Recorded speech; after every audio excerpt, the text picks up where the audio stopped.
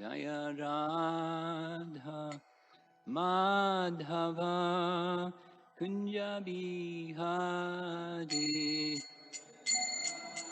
Madhava Kunja Bihari Jaya Radha Madhava Kunja Bihari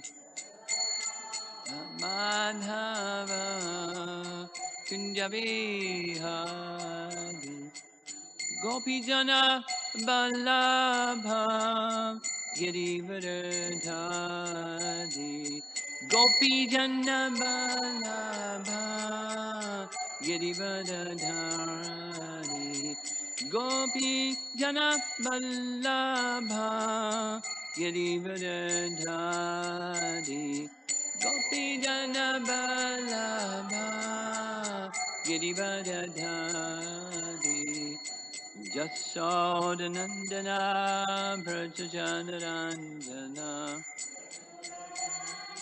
Brajajanaran Jasodanandana Brajajanarandana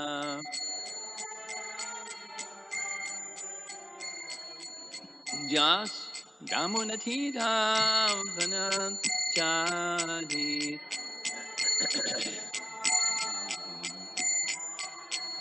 Yamunatira Vanachadi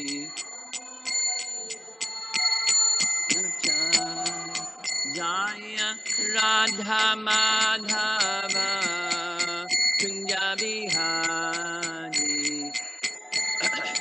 Madhava Kunja Bihari Jaya Radha Madhava Kunja Bihari Jaya Radha Madhava Kunja Bihari Gopijana Vallabha Girivardhari Gopijana Vallabha Girivardhari Gopijana Vallabha Girivardhari Gopijana Vallabha Girivardhari Jasodanandana Prajajanarandana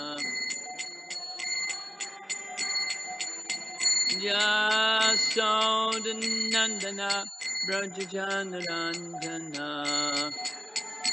Dana Prajajanarandana Jamuna Tiravana Chadi Jamuna Tiravana Chadi Jaya Radha Madhava Kunja Bihari Madhava Kunja Bihari Jaya Radha Madhava Kunja Bihari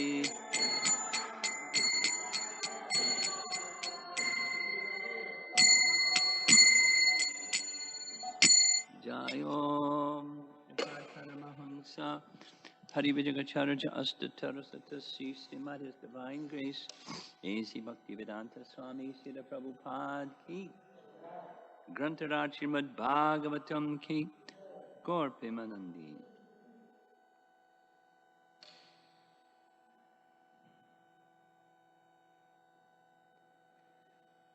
Om Namo Bhagavate Vasudevaya Om Namo Bhagavate Vasudevaya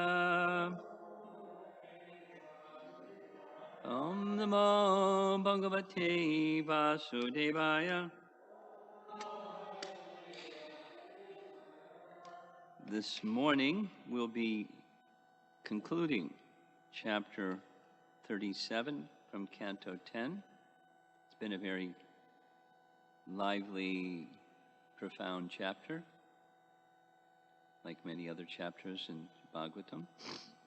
And where we are in these last several verses is Krishna's confronting Vyomasura, who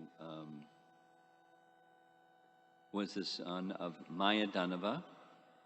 So he had mystic powers.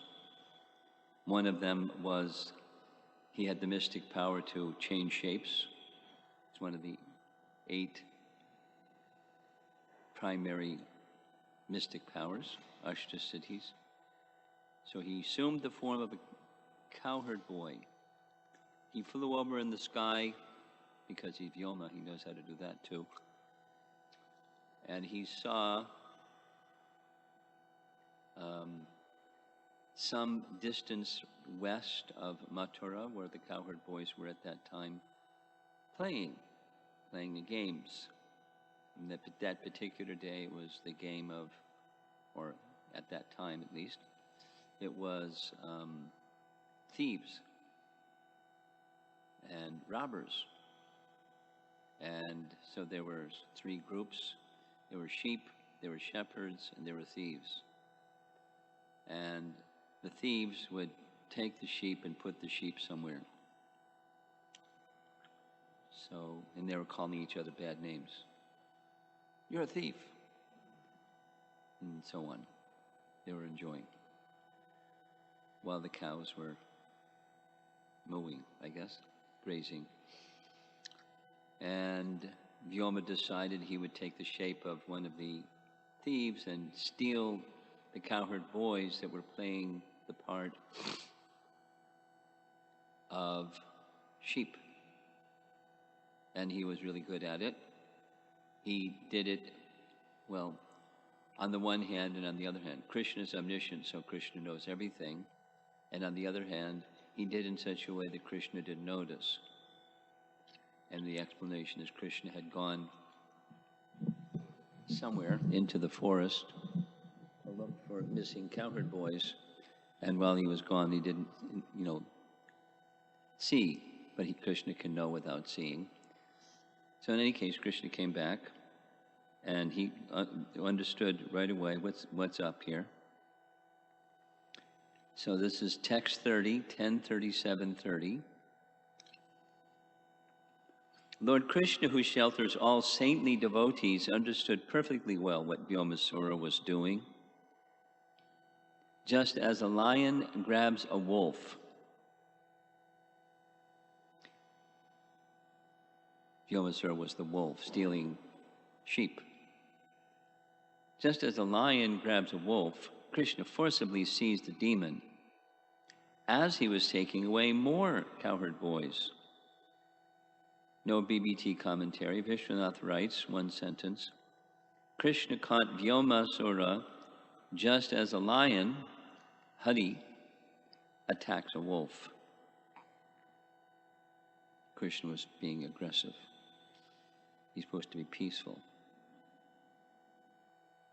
He was peacefully aggressive. Jiva Goswami writes, understanding Vyomasura's most cruel actions, Tasya Tat Karma, Krishna, who gives himself as shelter, Sharanadha, to all devotees, Satam, seized him, what to speak of giving himself to those with rare good fortune among the great devotees. Sanatan Goswami writes, another short commentary, Krishna understood the demon's wicked act. He was the shelter of all the devotees. For this reason, he wore a cowherd's dress. Otherwise, he could not protect the best devotees, the cowherds. He seized the demon with force. Ojasa. The demon resembled a wolf and was thus compared to a wolf in the example. Text 31. The demon, this is while Krishna is grabbing him, he changed shapes again. The demon changed into his original form, as big and as powerful as a great mountain. But try as he might to free himself, he could not do so, having lost his strength from being held in the Lord's tight grip.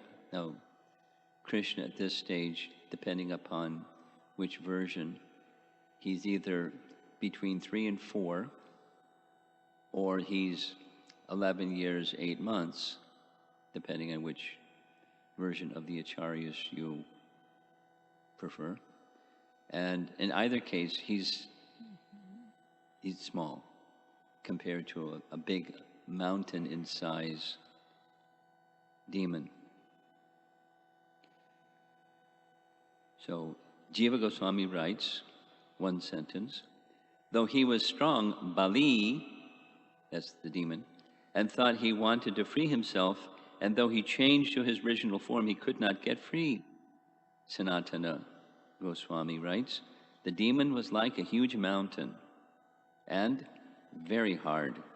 Though he was strong, he could not free himself because he was helpless in the Lord's grip. Text 32. Lord Achyuta clutched Vyomasura between his arms and threw him to the ground. Throw a mountain to the ground. Then, while the demigods in heaven looked on, Krishna killed him. How did he kill him? In the same way that one kills a sacrificial animal, which is not very nice comparison. Pashu maram, as a sacrificial animal is slaughtered. The BBT commentary reads, and the Acharyas inform us that sacrificial animals were killed by means of strangulation. Vishwanath Chakravarti's commentary says, he strangled Vyomasura just as one strangles a sacrificial animal, just as Vyomasura had tried to kill the cowherd boys by suffocating them in a cave, by blocking the opening. And in another commentary by Vishwanath, he writes, Krishna killed Vyomasura the same manner in which a sacrificial animal is slaughtered, Pashu maram.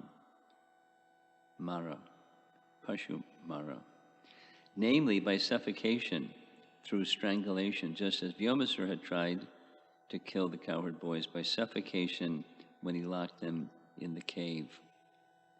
And Jiva Goswami writes, the Devatas looked on in joy. They were in the sky, for even then they were hiding out of fear of the demon. He killed the demon like a sacrificial animal by blocking his breath. Pashu maram amarayat. This was very suitable. In that game, for punishing the thief, they would imitate suffocating him for a moment. That's in the game, the thief, and then they catch the thief. And he had almost suffocated the cowherd boys in the cave. Krishna did not stop performing such pastimes. Achyutaha. And the final verse. Krishna then smashed the boulder, blocking the cave's entrance, and led the trapped cowherd boys to safety. Thereafter, as the demigods and cowherd boys sang his glories, he returned to the cowherd village Gokula. End of chapter. So we heard yesterday, Vyomasura, being the son of Mayadhanava, had mystic powers, and one of them was a similar mystic power as Brahma's, which was he could take and put in a cave and block the cave with a humongous boulder. You need a mystic power to move those sized boulders, but Krishna smashed it. Jiva Goswami writes, he took the boys from the place of suffering, Krishtrataha. Krishtrataha. Ruya Krishchena Pradampadam. Krishtrata, suffering. Then that was the cave, praised by the Devatas. And the cowherd boys following him, he entered Gokula with great joy. Vishesha. Gokula is mentioned as Krishna's own Swa Gokulam because he was worried times in which he would leave. Interesting. In his heart, he concluded that he would not give up Gokula to go far away. This will be revealed later. The Devatas praise him, and he joyfully entered Gokula with the cowherd boys. So stay tuned for finding out how his "I'm going to stay in Gokula" got changed to "I'm leaving Gokula." Sound like Nard did a pretty good job. Sounded like. But Jiva Goswami's reading is not yet. Sanatana Goswami, the final commentary, similar. He took the boys from the place of suffering, Krishnataha, the cave. Praised by the Devatas and the cowherd boys following him, he entered Gokula with great joy, pra vishesha, or he entered in a form surrounded by gopis. Gokula is mentioned as Krishna's own Swagokulam because he did not intend to give up the place at that time. So there may be a clue to coming attractions. So that ends chapter 37, and Krishna permitting, we'll start with chapter 38 tomorrow morning. Just some appreciation. You know that last verse at the end of the Govinda prayers, Shriya Kanta Kanta Parama Purusha Kalpataravo. In that verse, Brahma says that in the spiritual world, all trees are desire trees, all stones are wish-fulfilling stones, all walking is dancing, and all talking is singing. You know that? So Jiva Goswami comments, if all their walking is dancing, what's their dancing like? And if all talking is singing, what's their singing like? It's a very special place. And again and again and again, we hear the cowherd boys, along with playing and doing what boys do together, they would sing. And it doesn't say that they were like super good singers or anything, but the subject of their singing, continuous singing, was singing the praises of Krishna. The praises of Krishna for them was his different pastimes. And you know, they weren't gopis, they're gopas, so they had a regard for Krishna's beauty and Krishna's decorations and Krishna's this and that, and his pastime, you know, the stimulations for ecstatic love, in other words, from our teaching of Rupa Goswami. And they were in each other's association always doing that. They were stimulated and they were stimulating others, and together hearing and just, you know, self-composed songs, singing the praises of Krishna as they're going with the cows and doing their other activities of playing. It wasn't like compartmentalized. Now is our singing time and now is our playing time. They were continually in that festive mood. And when they came back, it doesn't say, you know, Vrinda Devi's parents sent the message back to Braja even before they got there, and the adults were singing, but the adults were singing. Whether it was the Vrinda's parents or they wait till the boys got there and the boys would sing, and then they would compose their own songs and sing, and so sing the glories of Krishna.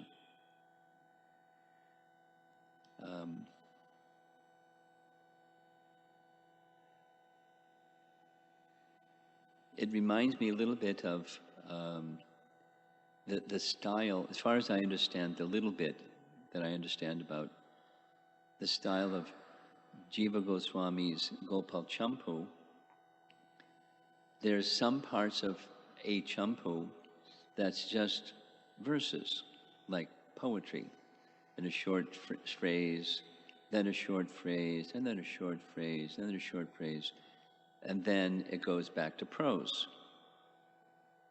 And then a third thing is a direct quote from Bhagavatam.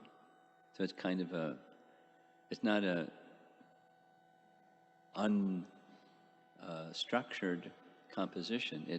There's rules, but following the rules, part of it is it's meant to be sung. And, similar to the writings of Vrindavan Das Thakur or Krishna Das Kaviraj, it's meant for singing, or Bhagavad Gita is meant for singing. So you can recite it, and you can sing it, and sing it, and sing it, and by people like lyrics to songs. I'm pretty amazed. That's a little off topic, but when you're riding in a car, and people next to you pull up at a stoplight, and they have this like really loud, whatever it is, rap music, and the person who's the driver, they know the lyrics, and they're rapping with the rap guy or girl. And so song is just part of culture, whether it's mode of ignorance, mode of passion, or transcendence. And the residents of Vrindavan, they like singing. And their subject is Krishna. And subject meaning of is Krishna means everything. Vrindavan Dham and the different relationships and so forth and so on. Just like the chapter that's called The Song of the Gopis, chapter 35, that was really a fantastic chapter. There's an introductory and a closing verse, but all the other verses are in pairs by design. And the first part is speaking something about Krishna's flute and its effect, and then the gopis are reflecting on the effect and how they feel those who are receiving that effect are most fortunate, and they're feeling less fortunate. They're not envious. But so part of their song is two sections where they're speaking to Mother Yashoda. And it's not clear. In fact, our acharyas say it could be that they went to Yashoda knowing that she was feeling separation from Krishna, that he hadn't returned yet. And so they were pacifying her in different ways. And then again, so whether they went there or they just were absorbed in thought of her, it's really not so consequential.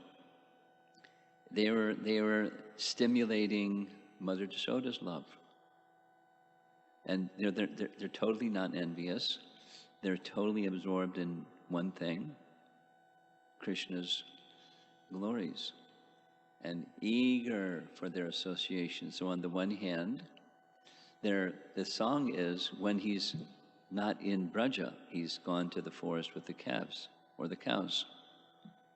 By that time, it's cows, chapter 35.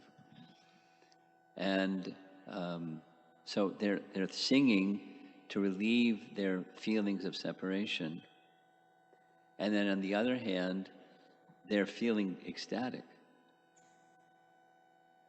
because of their absorption and remembrance of Krishna. Now, it doesn't like the feelings of separation just went away, but it's very mysterious. The feelings of the residents of Vrindavan, and it's said that in addition to the gopis, they were all like that, because there were times when they were with Krishna, times when they're not with Krishna, and when they were not with Krishna, they were doing the same thing the gopis did.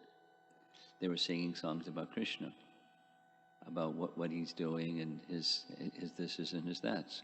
Those that are with him at that time, what it's like.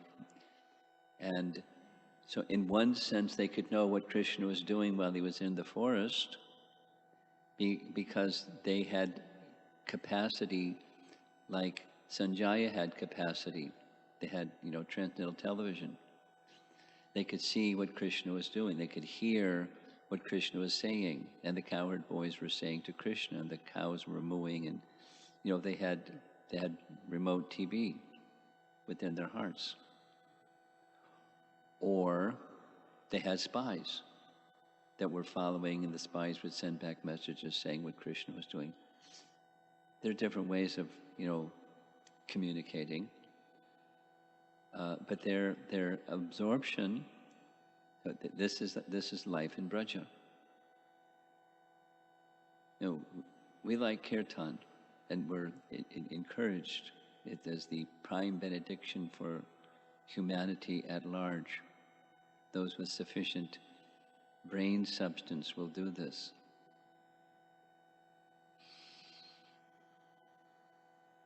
Engage in the Sankirtan, congregational chanting. But that's life in Braja. And it's not just the Hare Krishna Mahamantra.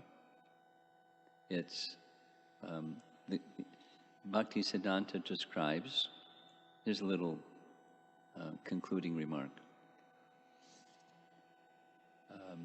In that really nice biography, 2-volume biography that Bhakti Vikas Maharaj compiled about Bhakti Siddhanta's life, there's one section where there's someone who's been interviewed, and their interview is being printed in the book, that says Bhakti Siddhanta was not known for being, a celebrated kirtanier. That's not what his notoriety was. Although he spoke about it constantly. And then he also clarified, not constantly, but he clarified that Sankirtan, two things.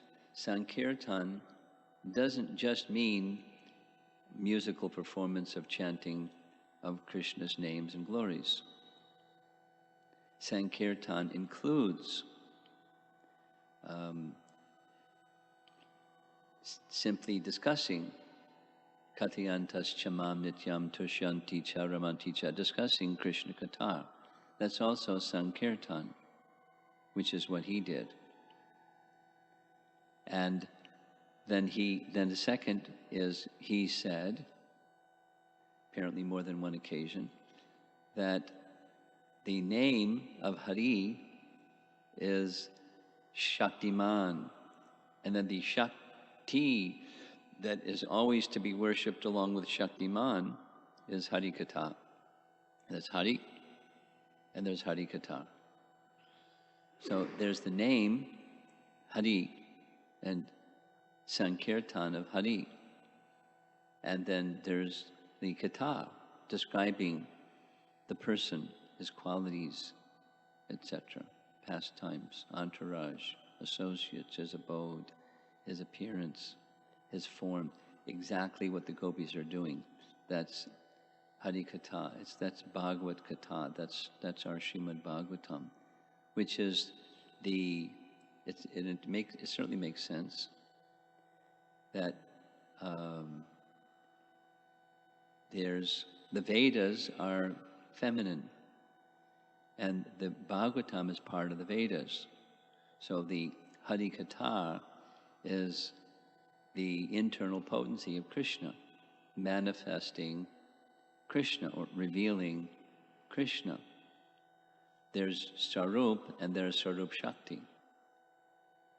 So through Sarup Shakti, it's disclosed to us Sarup, Krishna Sarup, the form and etc. of Krishna form, and everything else that's of the form and within the form and manifest through the form. There's the Bhagavad Katha or Hari Katha or Srimad Bhagavatam. That's the Shakti of Shaktiman. It's the Shakti of Hari. So we're associating with Radharani by hearing Srimad Bhagavatam. And Srimad Bhagavatam is the revelation of the personality of Godhead. So we're getting both in one activity. Doesn't mean we don't have the congregational chanting of the holy name, that kind of Sankirtan.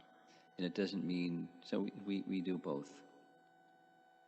And we have a nice package, Krishna conscious package. So let's see if there's some discussion on whatever you'd like, this topic or something.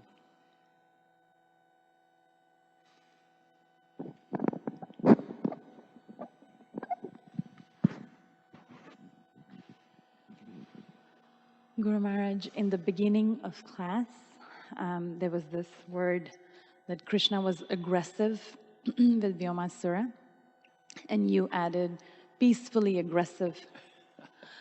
So, Vira, it's one of his qualities. So I was thinking of it more in terms of peacefully assertive. There are times when the situation demands or requires us to be peacefully assertive. And yet, there really isn't a depth of Krishna consciousness in my heart. But while I wait for that day when, this purity will descend on me, in the meantime, situations where I need to be peacefully assertive, are there some internal checkpoints, some preparation? And it's the mood. It's not the activity. That's, get really clear. When we become assertive, because we're not pure, with it comes a whole bunch of passion and ignorance. So that's, we may not want to check yourself. What's the mood? And even if you check yourself and then, okay, I've got the right mood, it's easy to get carried away just because we're conditioned souls. So what to do? Different personalities do different things. Better to err on the side of caution. Like Prabhupada would say to his disciples, I can speak like this, you cannot.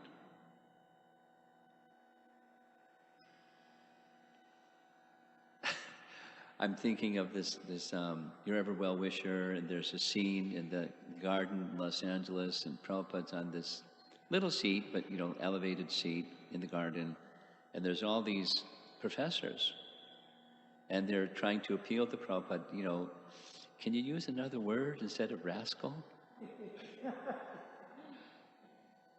Like, they've misunderstood or something. Or I forget how they word it, and Prabhupada just smiles, moves his head, and says, "That's just sum total of ignorance is rascal," something like that. And they take it because he had that capacity to speak like that. We don't, and we shouldn't. I'm remembering one of our ISKCON sannyasis spoke something that Prabhupada said when it was in relation to the deprogramming challenge. And Prabhupada said some really heavy things in private about the nature of these people. I won't repeat the language. And this sannyasi repeated it in public forum 3 times. And people wrote to me saying, I'm going to, I'm checking out. So I wrote to this sannyasi and said, and he said, well, Prabhupada said it. But Prabhupada said it in a certain context to a certain group of people, and it wasn't in a Srimad Bhagavatam class. It was, it was chivalry. And he didn't say things like that publicly, never. But so, back to your question, how do we check ourselves? You go internal to the, what's your tendency, and if the tendency is even when you're checking yourself to get carried away, may be better just turn your attention to Krishna and pray to Krishna for correction of a situation that's outside of your jurisdiction.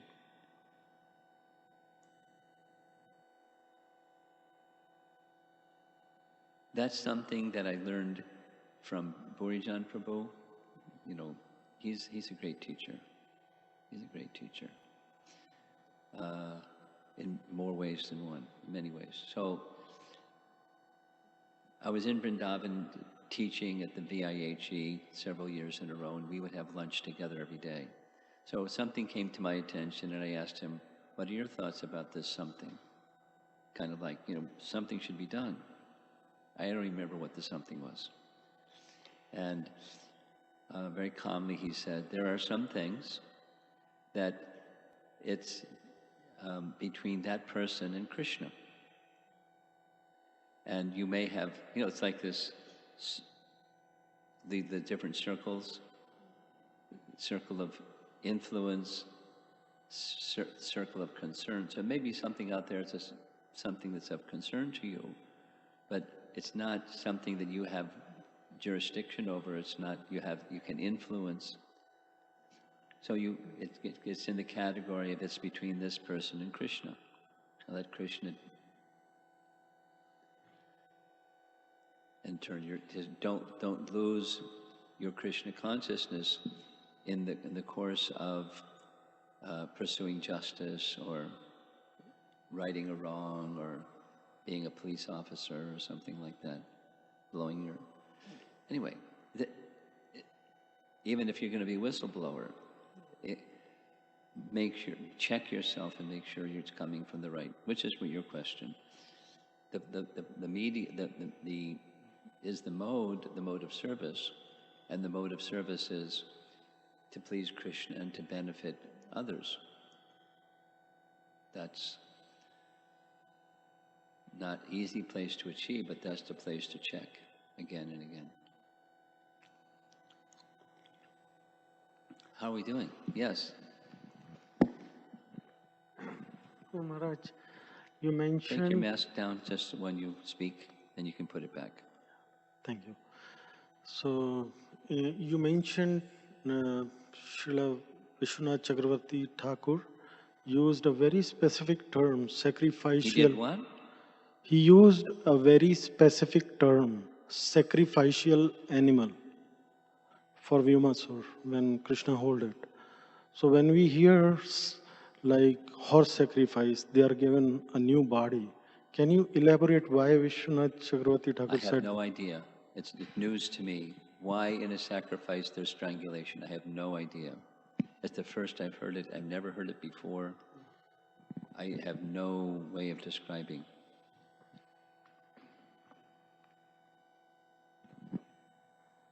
Anyone else?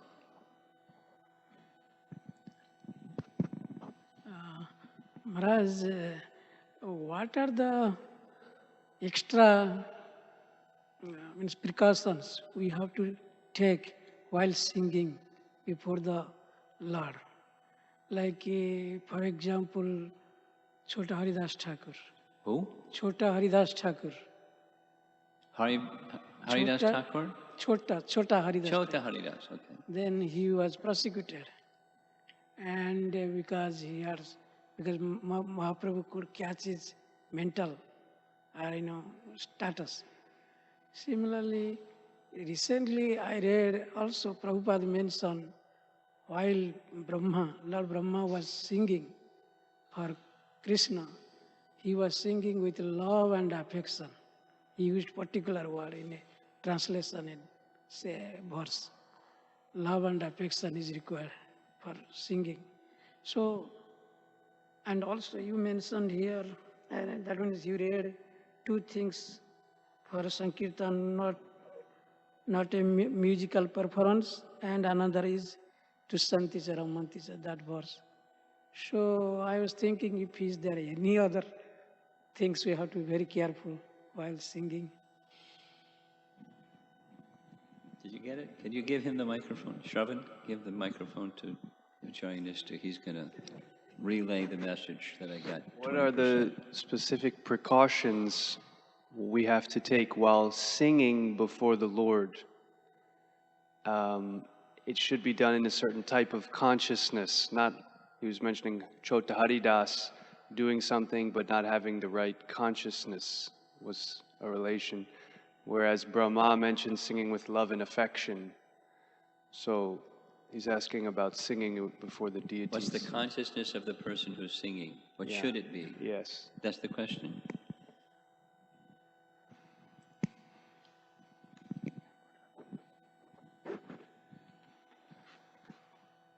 Well, in one word, it's bhakti. That is for the pleasure of.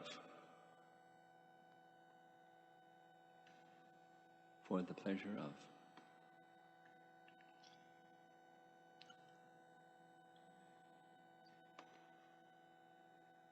Who was Narada before he was the young son of a maid servant? Who was he? In his previous life, it's in the Bhagavatam, he was a Gandharva that was really good at singing, and he misused his really good at singing capacity to charm the girls in the heavenly planets. And a sage understood his mood and cursed him. You're a Shudra. Take birth on earth. So he became a Shudra. So, anything, not just singing, anything, cooking, dancing, decorating, painting, speaking, helping, it's the same principle, the consciousness of for Krishna's pleasure. Anukulyena Krishna Anushilanam, that the essence of bhakti is that. That's the consciousness. And deviation of intention can be messy.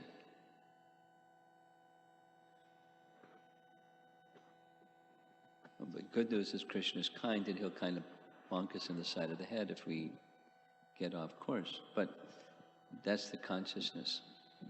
That's your question. You have something? Acharya Nishna? I don't know how you can understand, but congratulations.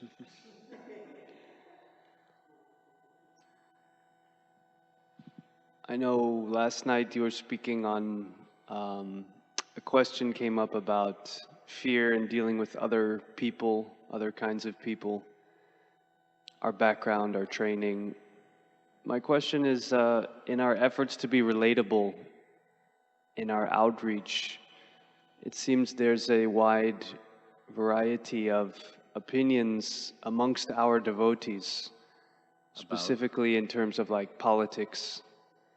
So we don't quite have a unified approach to these things, but these are very topics that can be we get questioned a lot about, or people want to know our view on things, but we don't seem to have a universal or a one perspective, for example, in politics, or it seems that it's kind of up to each devotee how they see it. Yes. And does that ever create a problem for the public, because they hear one devotee says this, another devotee says that? Well, that's diversity. I just yesterday viewed the interview of Gopal Bhatta Prabhu, the GBC Strategic Planning Team interview of Devamrita Maharaj, and you might want to go there because he says some very interesting things on this topic. But it's one of the things that Prabhupada said we need to give attention to it. If we don't give attention to it, the diversity is going to get broader and broader, not just on things like politics. But you can listen to it. I encourage you to listen to it because he's very deep thinking person. He's considered things very carefully. It's going to be there.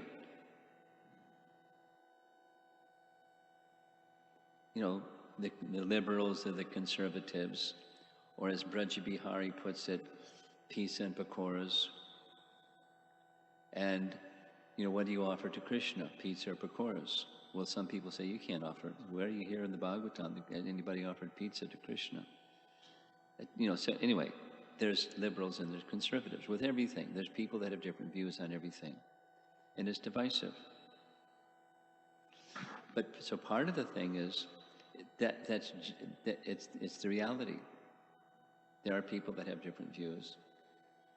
And so when you're asked a question, what's ISKCON's, the Hare Krishna movement's view on something, you know, politics or whatever. Now, it's good if our communications office has something like, let's say, on abortion or whatever, you know, the role of women, or, you know, issues that are in the world that are hot topics. Black Lives Matter, or, you know, whatever is out there in the current time. It is good to have with those hot flashpoint views, but even within the society, there's not everyone is going to agree with the view of female Diksha gurus, or the role of women, or, you know, how do you respond to Black Lives Matter?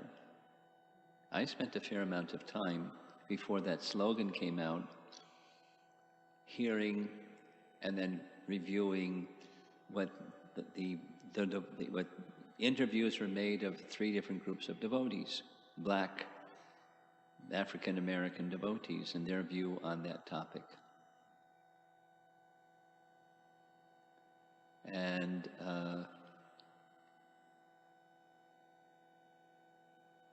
I forwarded them to Devamrita Maharaj and asked him, what's your take on all this? And it was a 1-sentence answer. What else is new?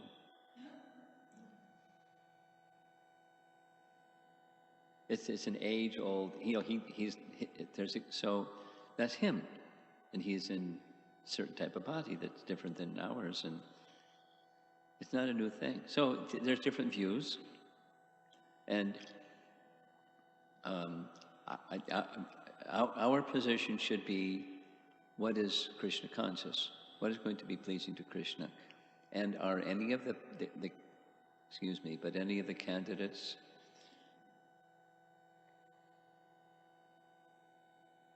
Rajarshis? So they're really not qualified. It's not like shame on them, but it's just the reality. That you get on the bandwagon for this political, that political. You know, gun violence. It's totally out of control. So what's our position? You know, let's get on the bandwagon for more gun control, and that, you know, that's not a solution. What our solution is Krishna consciousness. Without Krishna consciousness, this cause or that cause, or this issue, that issue, without Krishna consciousness. Okay, what do we do before Krishna consciousness happens? We promote Krishna consciousness. That's what we do. You know, but you ask another person, and they're going to have a different view than what I just said. Which is your question. Isn't that going to create confusion out there? People aren't, in ISKCON, aren't unified on some matters. We're unified on some, we're not unified on others. Is that not going to, well, there's diversity. That's the reality. There is diversity.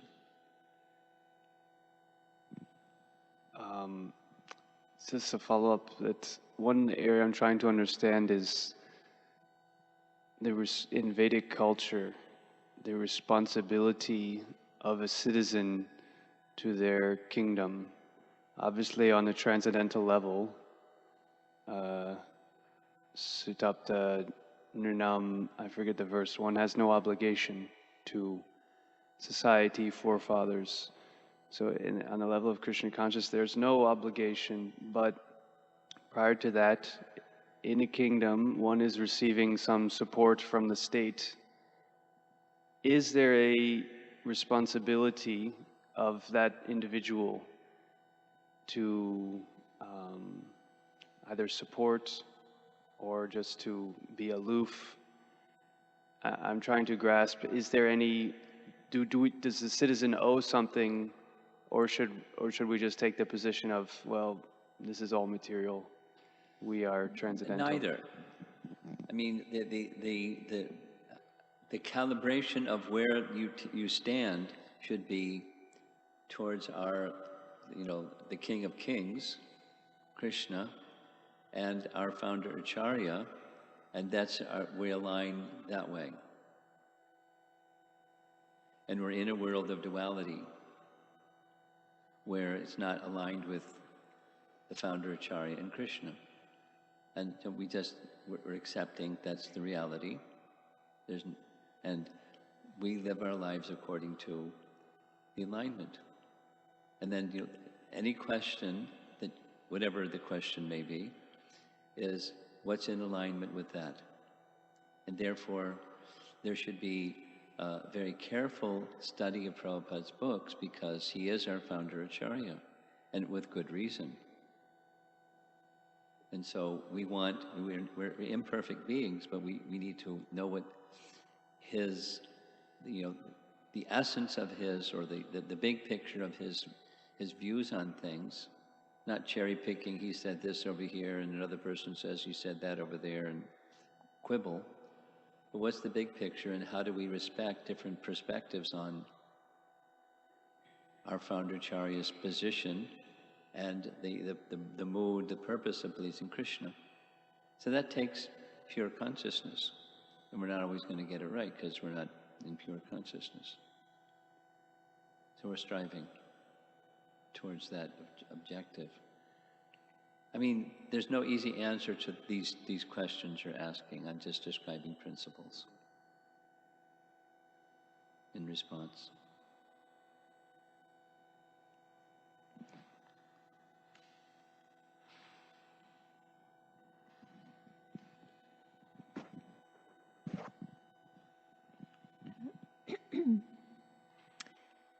Sure, Swami, in this particular 3 verses that you'd covered, there was some emphasis put on the method that Krishna had used to kill Vyomasura. And the correlation had to do with the method he'd utilized to cause suffering, so to speak, to the cowherd boys. Yeah.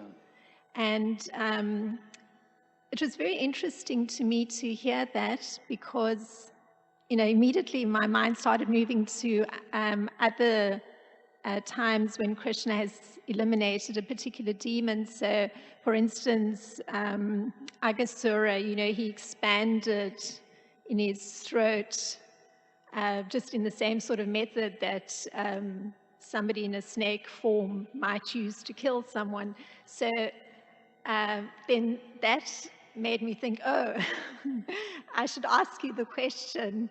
There could be that kind of correlation with the killing of other demons, the particular method used and their particular means of being aggressive.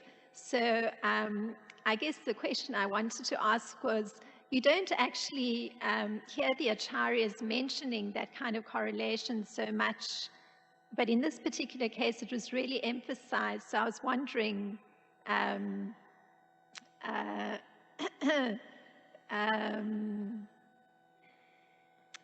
does that correlation necessarily exist in the other cases of Krishna's method of killing being related to the means of aggression of the particular demoniac entity? Is there a correlation between what and what? The method Krishna is utilizing, the method that Krishna is utilizing to kill the particular. Yeah. Yeah. Okay. Well, as you were speaking, I was thinking something else. Oh, all right. I'll just share the something else and we'll go to the method.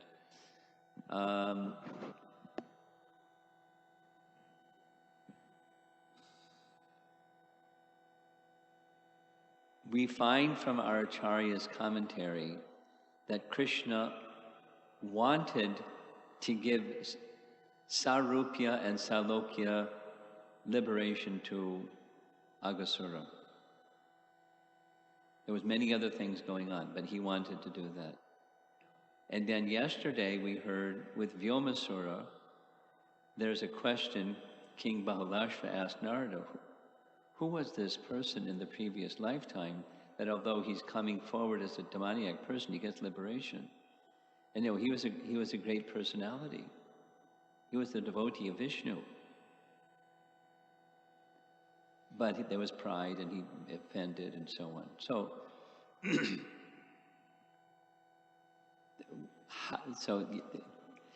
there's something behind the scenes that we can't see with the pastime.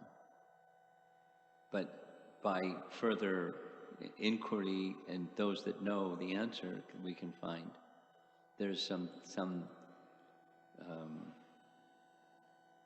some deeper picture to what's going on in Krishna's pastimes. So specific to your question about method, well, in some cases, we hear from our acharyas there is a correlation in the method. And there may be in all cases, I don't know, but not necessarily. In all cases, there's a method. You know, I'm thinking Dhenukasura, he's thrown into a tree. I don't know. But he was envious, and he didn't want, because our acharyas say, he couldn't reach the tal fruits.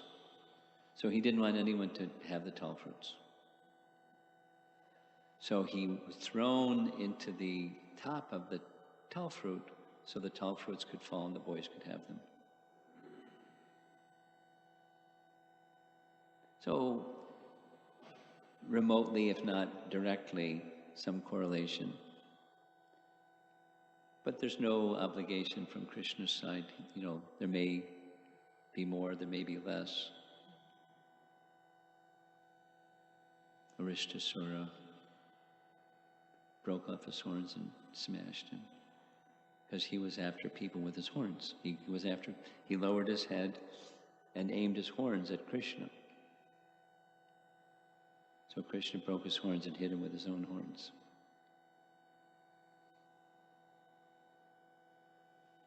Kuvalyapida just broke off his tusks and whacked him with his tusks and gave one of them to Balaram. Shankachuda, anyway, he had a jewel. There's some detail described in Gopal Champu. That jewel was from the sun god, like the Shamataka jewel. And it was really effulgent. Anyway, it's so Krishna took the jewel.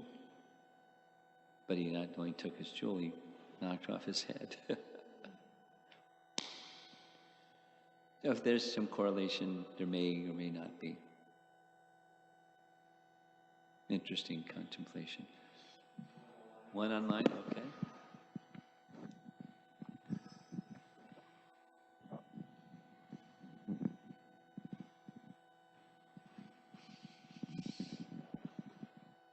This is from Satyavrata Das. Is peace and happiness attained from transcendental knowledge and the peace attained from devotional service same?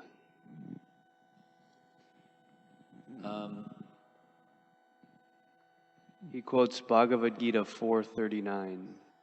Well, I guess it depends on where from that transcendental knowledge comes. If the transcendental knowledge comes from speculative efforts, but one may get transcendental knowledge, one may come to the position of knowing Brahman, then it's not the same. But it may come from bhakti directly, and then it's the same. That's it. Yeah, can I Yeah. I just had a thought on the question about the animals. There's, this Ashvamedha Yajna, but there's also, we would hear to goddess Kali, often the sacrifice of a goat would be before the deity in a more, perhaps, gross way. Just throwing that out there. Okay. And from the question you asked from last night's class, my understanding, I may have misunderstood the question. The question, as I understood it from last night, is supposing you have somebody that has fear of black people. Was that the question? I heard that bit of the class, and therefore I was just using that as a segue. Okay, but it was specific to having fear of black people. It wasn't specific about, or wasn't general, just saying that's one example, but okay, just checking, because I don't always, I want to be responsive to questions, and I'm not always clear what the question is that somebody's asking. That's why I ask again. Thank you. Prabhupada Ki. Jai.